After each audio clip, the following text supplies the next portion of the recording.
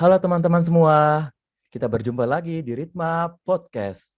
Dalam beberapa menit ke depan, izinkan saya, Andi Alif Devul Kahar, atau bisa teman-teman panggil Andi, akan menemani teman-teman semua pada podcast kali ini. Teman-teman semua, adapun topik pembahasan pada podcast kali ini yaitu bincang-bincang bersama Mawapres FMIPA UB 2022. Nah, teman-teman semua, baru-baru nih telah terlaksana pemilihan Mawapres FMIPA UB 2022 dan telah diseleksi sehingga diperoleh 4 Mawapres FMIPA UB 2022. Pada kesempatan kali ini Kak Andi gak sendirian. Kak Andi bakal ditemani oleh salah satu dari Mawapres FMIPA UB 2022. Dan tahu nggak sih, kakak satu ini menempati peringkat pertama pada ajang seleksi tersebut. Tak perlu diragukan lagi prestasi dari kakak keren satu ini, baik di bidang akademik maupun non-akademik. Tentunya dong akan banyak sekali ilmu dan manfaat yang akan kita peroleh dari kakak satu ini. Wah, wah, wah, spesial sekali tamu kita nih. Pasti teman-teman sudah pada gak sabar. Oke, langsung saja mari kita sapa. Halo Kak Iwan. Ya, halo semua. Selamat pagi, siang, dan malam Selamat bagi pagi Kak. siapapun yang mendengarkan podcast ini ya. Iya, Halo, halo bagaimana Kak. kabarnya Kak sebelumnya? Dari saya alhamdulillah baik Kak. Kalau dari Kak Iwan sendiri? Ya, alhamdulillah sangat baik sekali. Oke, baik Kak. Terima kasih sudah hadir pada podcast kali ini. Mungkin dari Kak Iwan bisa memperkenalkan diri terlebih dahulu agar teman-teman yang mendengarkan podcast kali ini bisa kenal lebih dekat dengan Kak Iwan. Silakan Kak. Oke, baik. Sebagai pembuka gitu ya.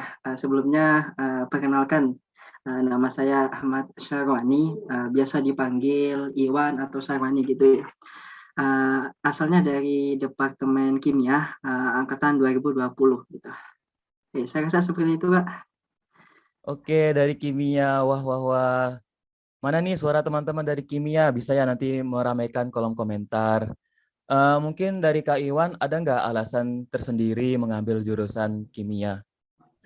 Oh iya, ini ya, kalau berbicara tentang alasan gitu ya, sebenarnya sih suka aja sih tentang kimia gitu ya. Kebetulan memang mulai awal masuk SMA dan pertemuan pertama gitu ya dengan kimia langsung mencintai sampai sekarang gitu ya. Jadi bahasa lainnya sih cinta pada pertemuan pertama gitu ya. Ya, walaupun sebenarnya aku juga tidak menyangka ya sebenarnya bisa masuk di Departemen Kimia UB karena rencana awalku dulu itu pengennya belajar kimia yang spesifik gitu ya dalam bidang nuklir di Poltek Nuklir Batan gitu ya. Nah, namun terlepas dari itu, semua pasti ada hikmah dan nikmat gitu ya dari apa yang sudah ditakdirkan gitu ya. Dan alhamdulillah sejauh ini bisa terus nyaman dan menikmati proses demi proses dalam belajar ilmu kimia, terutama di kimia UB ini. Oke, saya rasa itu. Wih, berarti Kak Iwan suka banget dong sama kimia. Mungkin dari Kak Iwan suka juga nggak fisika sama biologi? Atau matematika juga nih? Ya, kalau yang namanya kimia kayaknya tetap aja memutar-mutar di situ aja gitu ya. Juga ada biologinya, juga ada fisikanya, matematika juga ada gitu. Berarti suka banget ya Kak sama pelajaran-pelajaran IPA ya?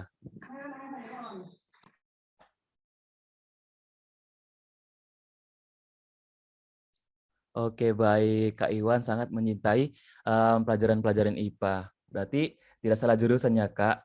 Mungkin lanjut ke pertanyaan selanjutnya. Mungkin dari Kak Iwan, kesibukan apa saja yang Kak Iwan jalani belakangan ini? Iya, kalau berbicara kesibukan ya, kayaknya organisasi gitu ya, organisasi dan juga ada beberapa lomba gitu ya yang saya ikuti ya. Namun alhamdulillah target aku di tahun kedua kuliah ini ya, rencananya memang lebih pengen ke mematangkan kualitasnya gitu ya dari organisasi dan juga beberapa lomba yang pernah aku ikuti gitu, seperti itu. Wih, sangat produktif sekali ya, Kak Iwan. Mungkin aku pengen kepo deh, Kak Iwan. Kalau dulu waktu SMA itu Kak Iwan sama nggak sih waktu itu kuliah juga? Jadi kalau di SMA itu Kak Iwan gimana? Waktu jadi apa mahasiswa Kak Iwan tuh gimana?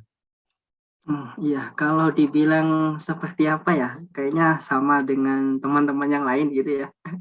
Ya mungkin perbedaannya sih ada pada cara pemikiran gitu ya, dan mengeksekusi suatu permasalahan gitu ya.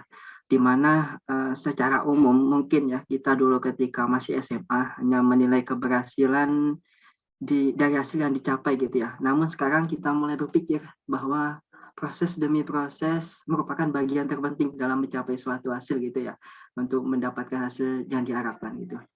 Sejauh ini, aku pikir, keberhasilan bukan semata-mata bagaimana cara kita meraih hasil, namun bagaimana cara kita, melalui proses demi proses. Nah, justru yang lebih penting itu ya, karena pengalaman yang berkesan sebenarnya bukan dari hasil yang dicapai, namun dari proses demi proses dan rintangan yang kita lalui.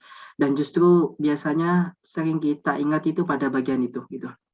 Untuk yang lainnya, saya kira tidak ada perubahan gitu ya, ya karena memang mulai dari SMP sampai SMA gitu ya, saya tergolong, siswa gitu ya, siswa yang aktif organisasi juga, dan memimpin organisasi juga terutama OSIS gitu ya. Serta, beberapa perlombaan ini ya, meskipun dulu ketika masih sekolah tidak seberapa gitu ya yang saya ikuti beberapa perlombaan ini ya dibandingkan ketika menjadi mahasiswa ini gitu. Namun, berangkat dari pengalaman-pengalaman semasa SMA gitu ya, ketika aku kuliah, aku pengen masuk organisasi gitu ya, pengen organisasi lagi gitu. Yang mana di dalamnya, tidak hanya bisa belajar ilmu organisasi, namun juga tentang dunia saintis terutama, riset dan keilmiahan gitu ya. Dan akhirnya, pas awal-awal maba, ketika ada promosi dari lembaga-lembaga organisasi gitu ya di fakultas, FMIPA. Kebetulan ketika aku mendengar Ritma gitu ya, dan aku langsung tertarik gitu, dan terus mencoba ngepoin gitu istilahnya. Kapan buka pendaftaran nih, kapan gitu lah. Dan bahkan sampai DM-DM ke akunnya segala gitu ya. Dan akhirnya sejauh ini alhamdulillah untuk organisasi aku ada di Ritma gitu ya. Oke, saya rasa itu mungkin sampai jadi mahasiswa ini dari SMA secara singkat Wih, gitu ya. mantap kali, Kak. Saya mendengarkan itu seakan-akan terpukau loh, Kak. Kak Iwan tuh kan tadi sempat memberikan motivasi bahwa keberhasilan itu merupakan proses yang kita melakukan secara itu apa terus-menerus. Berarti kita selalu harus berprogres ya, Kak. Seperti itu. Iya, benar seperti itu istilahnya. Wah, sangat sangat apa ya, Kak? Saya tidak bisa berkata-kata, Kak. Tidak bisa. Nah, gini Kak, kita lanjut ke bahasan ke kuliah. Selama menjalani kuliah, ada nggak sih Kak kayak masalah atau kayak kesulitan atau kendala gitu kayak, waduh banyak betul ini tugas yang diberikan dari beda sama SMA atau kayak apa ya tugasnya itu gaya susah banget Kak. Gimana Kak? Ada bermasalah gitu Kak? Dan bagaimana cara Kak Iwan mengatasinya? Iya, oke. Sebenarnya ini pertanyaan menarik juga ya.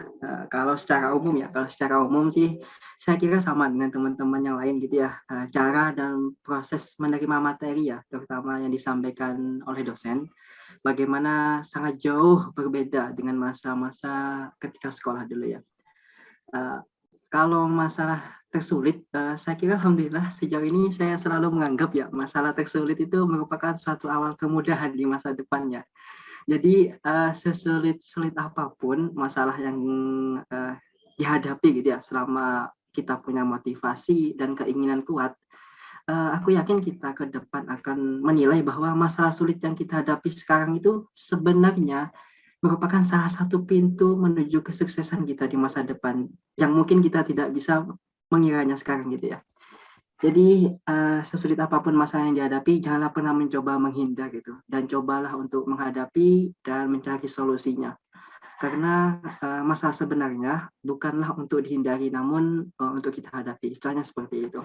Karena sejauh yang aku pikir ya saat ini, kualitas seseorang itu bukanlah dinilai setingkat apa kesuksesannya, namun saya pikir seseorang dikatakan memang berkualitas jika dia mampu untuk menghadapi masalah, mencoba mencari solusinya, dan mengambil pembelajaran dari masalah yang telah dihadapinya gitu. Oke, saya rasa itu. Kak Iwan pernah nggak sih kayak ngerasa itu, pernah ngeluh nggak kalau misalkan menghadapi masalah? Iya, yang namanya manusia itu pasti ada istilahnya kayak roda berputar gitu ya, ada saatnya di atas gitu, ada saatnya di bawah gitu ya.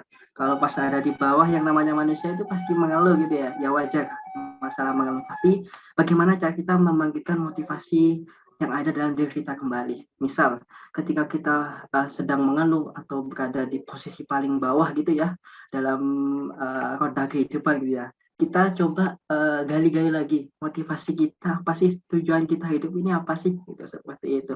Untuk meningkatkan atau mengobarkan semangat kita lagi. Agar sifat mengeluh itu jadi pudar gitu ya, atau bahkan bisa berbalik arah menjadi motivasi untuk kita ke depannya gitu. Oke, saya rasa itu. Wih, mantap sekali ya Kak. Kan setelah menjalani kuliah yang sangat sulit, nah itu kan berbuah manis yang sekali ya Kak. Mungkin dari Kak Iwan bisa memberikan perasaannya Kak Iwan tuh waktu menjadi Mawapres tuh perasaannya gimana Kak? Apakah memang tujuannya Kak Iwan sudah dari awal untuk menjadi Mawapres atau bagaimana Kak? Iya, kalau bicara tentang perasaan ini ya, tadi ya, aku notice pertanyaan pertama ya. Kalau perasaan tentunya sebelumnya aku ucapkan alhamdulillah gitu ya, dan tidak menyangka gitu ya sebelumnya ya bisa jadi Mawapres FMIPA gitu. Kemudian kalau dibilang Mawapres menjadi tujuan, sebenarnya menurutku Mawapres bukanlah masalah menjadi tujuan utama atau tidak sih. Namun bagaimana cara kita menjadikan Mawapres itu bukan hanya menjadi kebanggaan pribadi atau diri sendiri. Namun Mawapres juga harus bisa istilahnya membawa dampak atau impact ke lingkungan sekitarnya. Jadi saya berpikir bahwa definisi Mawapres menurutku ya bukanlah menjadi ajang bangga-banggaan terhadap diri sendiri saja, namun bagaimana kita juga harus bisa menjadi salah satu penggerak atau mentor istilahnya bagi lingkungan sekitar untuk melakukan perubahan. Dengan kata lain, jika kita memiliki tujuan menjadi Mawapres hanya untuk menjadi bangga-banggaan terhadap diri sendiri, itu bagiku bukanlah definisi Mawapres. Namun Mawapres menurutku adalah dia yang berusaha untuk mampu menjadikan dirinya untuk bisa menjadi manfaat untuk orang lain dan lingkungan sekitarnya. Hal ini bisa dilakukan dari mulai dari hal-hal kecil gitu, seperti itu. Kalau dari Kak Iwan sendiri ada nggak sih motivasi gitu biar apa mewujudkan mimpi atau tujuannya Kak Iwan jadi Mawapres gitu? Iya, iya, kalau bicara motivasi ya, sebenarnya ini kayak cerita flashback lebih dahulu gitu ya. Motivasi saya sebenarnya berawal dari pengalaman awal-awal aku ya semasa menjadi maba dulu ya. Jadi di mana kebetulan aku meskipun masih maba dulu ya, saya sering mencoba menghubungi dan bertanya-tanya ke Kating gitu ya tentang berbagai hal, tentang kuliah, organisasi, dan dunia riset keilmiahan. Dan pada saat itu aku merasakan betul bagaimana tidak semua cutting itu menerima aku gitu ya, meskipun aku mencoba untuk kepo tanya-tanya ke beberapa cutting gitu ya. Bahkan ditolak oleh beberapa cutting gitu ya. Bahkan ada beberapa cutting yang ngira apa sih ini masih maba kok tanya hal-hal itu gitu ya. Nah, justru dari awal-awal itu ya, saya mencoba berpikir ya bahwa aku ke depan harus bisa mencoba menjadi mentor dan berusaha terbuka dalam tanda kutip ya, sharing-sharing gitu ya, mudah diajak sharing istilahnya, terutama dengan adik tingkat gitu. Jadi seperti itu. Mungkin itu ya motivator ya, gitu. Seperti itu. Oh berarti motivasi itu timbul dari dalam diri sendiri ya Kak? Iya benar. Kayaknya muncul mulai awal-awal maba gitu ya, pas ada kejadian ini gitu ya. Seperti itu. Oke Kak, mungkin dari Kak Iwan bisa spoiler nih atau kasih kasih kasih tahu sedikit-sedikit topik apa sih yang dipresentasikan dalam proses seleksi mahasiswa berprestasi kemarin? Iya, kalau topiknya kebetulan kemarin itu tentang material berpori gitu ya, bidang kimia anorganik. Dan kebetulan sejauh ini aku tertarik untuk belajar bidang tersebut ya. Dan semoga saja ya, Bismillah, semoga harapan ke depannya bisa terus konsisten belajar di bidang tersebut gitu ya. Kalau Amin. ditanya mengapa tertarik, mungkin jawaban sementara ini ya, sementara yang bisa aku jawab. Karena sejauh ini aku tertarik belajar tentang material science, terkhusus nanomaterial gitu ya, terutama dalam bidang kimia anorganik. Oke, mungkin itu yang bisa coba aku jawab gitu ya. Aku kepo dong Kak, mungkin kalau dalam seleksi mahasiswa berprestasi itu apakah harus sesuai bidangnya Kak? Misal saya dari fisika, maka saya harus membawakan topik mengenai fisika. Saya dari kimia, maka harus membahas tentang atom atau sebagainya Kak. Gimana Kak? Iya, kalau dari pengalaman-pengalaman ya serta, dari penilaian dewan juri, itu, kalau saya jawab gitu ya, kalau saya jawab, itu memang harus sesuai dengan bidang bidang keilmuan yang teman-teman minati gitu ya, atau yang teman-teman ikuti ya. Mengapa?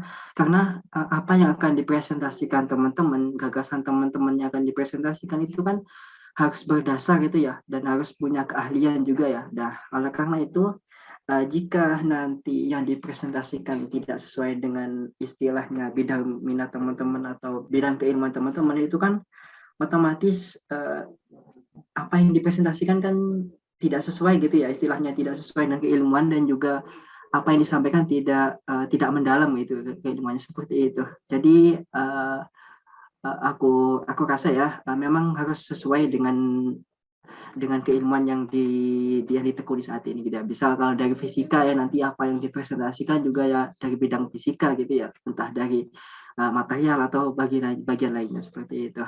Oke. Oke, baik, Kak. Mungkin, dari Kak Iwan bisa kasih tahu nih tahapan-tahapan apa saja yang dilewati selama menjalani proses seleksi mahasiswa berprestasi, Kak? Oke, sebenarnya untuk, tahapan-tahapan itu kemarin ada pertama ya, pendaftaran kemudian seleksi. Seleksi berkas itu terdiri dari IPK, kemudian ada pengiriman CV, setelah itu ada pengumuman lolos 10 besar gitu ya. Setelah pengumuman lolos 10 besar itu, eee, membuat gagasan kreatif dan juga presentasi gitu ya. Tapi menurutku sih, hampir semua tahapan seleksi itu sangat menarik gitu ya. Mengapa demikian?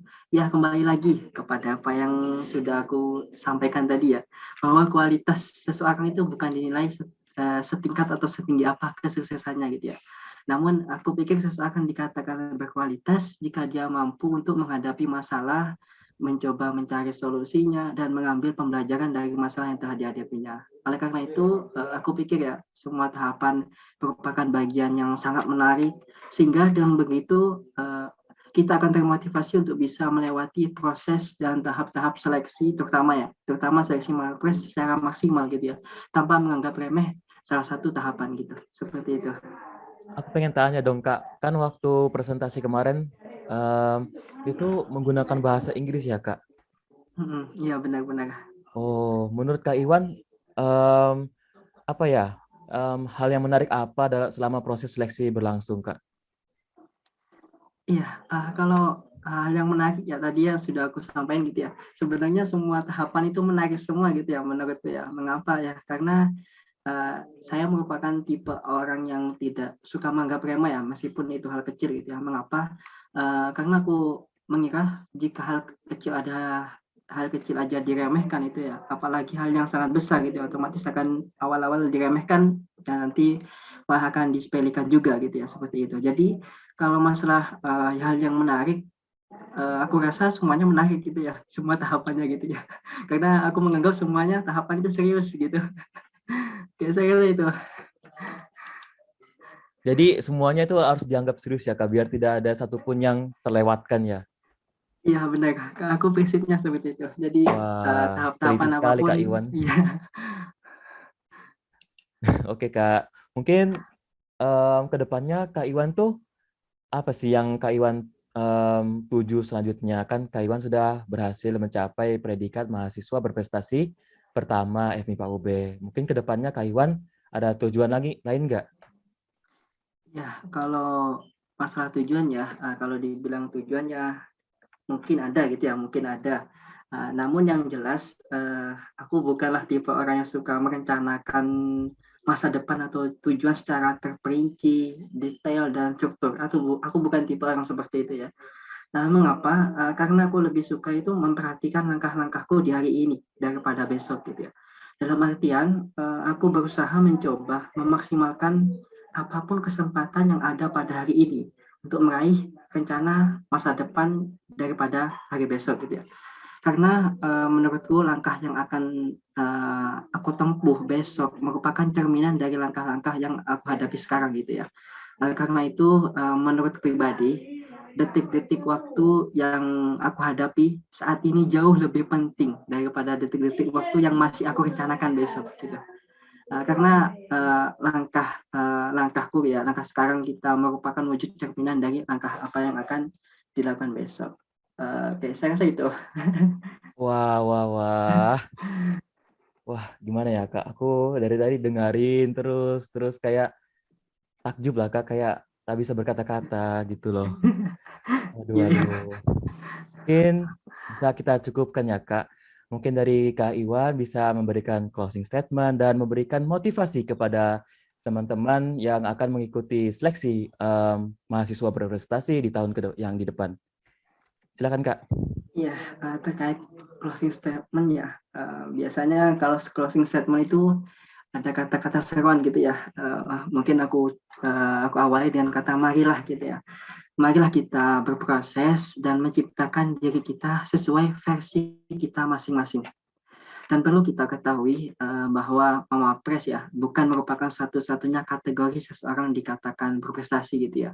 Namun masih banyak cara-cara lain dan proses lain yang tentunya sesuai dengan bidang minat kita masing-masing gitu ya untuk menjadi mawapres dari diri kita masing-masing. Dengan demikian, yang terpenting janganlah pernah ragu melangkah ke depan jika kita berbeda dari orang lain. Karena itulah versi kita yang tentunya akan menghasilkan sesuatu yang terbaik. Dan janganlah pernah mengatakan bahwa diri dan pribadi kita itu sukses dan berhasil jika hanya membanggakan kelebihan dan prestasi diri sendiri. Karena kesuksesan itu adalah dia pribadi yang tidak hanya mampu mengembangkan potensi diri sendiri, tapi juga mampu mengembangkan potensi serta memberikan manfaat bagi lingkungan sekitarnya, mulai dari hal-hal yang kecil. Oh iya, yang terakhir mungkin closing statement-nya pesan buat teman-teman terutama adik-adik ya, adik-adik tingkat yang untuk bisa ikut mengembangkan potensi diri. Salah satunya bisa keluar dari zona nyaman ikut seleksi Mawapres FMIPA ya. Dan tahun depan akan ada seleksi lagi seperti itu. Oke, saya rasa itu Baik, closing terima statement-nya. kasih banyak Kak Iwan. Oke, gimana nih teman-teman semua setelah bincang-bincang dengan Kak Iwan? Mantap kan? Semoga teman-teman semua dapat memperoleh manfaat dan ilmu dari bincang-bincang tadi ya. Dan makasih banyak kepada Kak Iwan karena berkenan hadir dan sharing-sharing pada podcast kali ini. Dan makasih banyak kepada teman-teman semua yang sudah mendengarkan podcast kali ini sampai akhir. Sampai jumpa di podcast-podcast menarik lainnya dari Ritma FMIPA UB. Terima kasih dan sampai jumpa teman-teman semua.